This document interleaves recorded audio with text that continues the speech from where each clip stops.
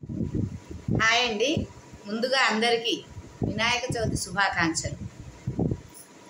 ఈరోజు మనం పండుగను ఎందుకు చేసుకుంటున్నాం అనేది కొంతమందికి తెలియట్లేదు మిత్రమా. ఇప్పుడున్న జనరేషన్లో పిల్లగాళ్ళకి ఏమీ తెలియదు. ఎందుకంటే బొమ్మను తెచ్చామా, పెట్టుకున్నామా, ఏదో పిండి వంటలు అవుతున్నాయి, ప్రసాదాలు తింటున్నామా, ఆడుకుంటున్నామా, డీజేలు పెట్టి ఎగురుతున్నామా అనేదే తెలుస్తుంది మిత్రమా. కానీ ప్రతి తల్లిదండ్రులు, పిల్లలున్న తల్లిదండ్రులు ఆ పండగ విశిష్టతను పిల్లలకు చెప్పే బాధ్యత వాళ్ళపై ఉన్నది మిత్రమా. ఎలాగంటారా, తల్లిదండ్రులు పిల్లల్ని వినాయక చవితి పుస్తకాలు పెట్టుకొని గణపతికి పద్యాలు చదివించి వాళ్లకు ఎట్లా ఆ పూజా విధానం ఏంటి, ఆ దేవుణ్ణి మనము ఎందుకు కొలవాలి అనేది కూడా వాళ్ళకు చెప్పాలి మిత్రమా. ప్రథమ గణాధిపత్యం వినాయకుడికి ఇవ్వాలి అన్నప్పుడు ఒక సందర్భంలో దేవతలకు సందేహం వచ్చింది. ప్రథమ గణాధిపత్యం వినాయకుడికి ఎందుకు ఇవ్వాలి, ఇంత పెద్ద తొండం ఉన్నది, భారీ బొజ్జ ఉన్నది, పొట్టిగా ఉంటాడు, ఇంతలా ఉన్నాడు, ఈయన ఎట్లా తిరుగుతాడు, ఏం సంగతి అని చెప్పేసి దేవతలు అనుకున్నారట ఆ రోజుల్లో. అప్పుడు అనుకుంటే పార్వతీ పరమేశ్వరుడు, కుమారస్వామి వినాయకుడు ఇద్దరు కొడుకులు కాబట్టి ఎవరికి ఇస్తే బాగుంటుంది అనే ఆలోచన వచ్చినప్పుడు నారద మహర్షి చిన్న సలహా ఇచ్చాట.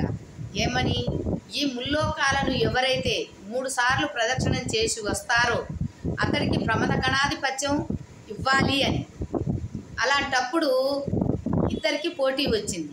ఆ పోటీ వచ్చినప్పుడు ఈ వినాయకుడు ఇంత బొజ్జ ఉన్నది, ఇట్లా ఏనుగు తొండం పెట్టుకున్నాడు, ఈయనకు వాహనం అడుగు తీసి అడుగు వేయలేడు, ఇలాంటప్పుడు ఎలా తిరుగుతాడు, ముల్లోకాలు ఎట్లా ఇదవుతాడు.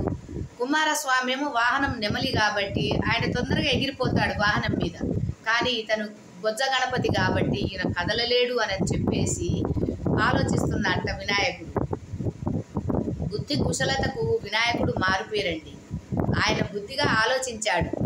ఏమని, నాకు జన్మనిచ్చిన తల్లి నాకున్నది, నా తండ్రి ఉన్నాడు, వీళ్ళే నాకు ముల్లోకాలకు అధిపతులు అనుకొని ముల్లోకాలను నేను వీళ్ళతోటే ఇచ్చేస్తాననుకొని తిరుగుతాననుకొని వాళ్ళ చుట్టూ 3 ప్రదక్షిణాలు చేశాడండి.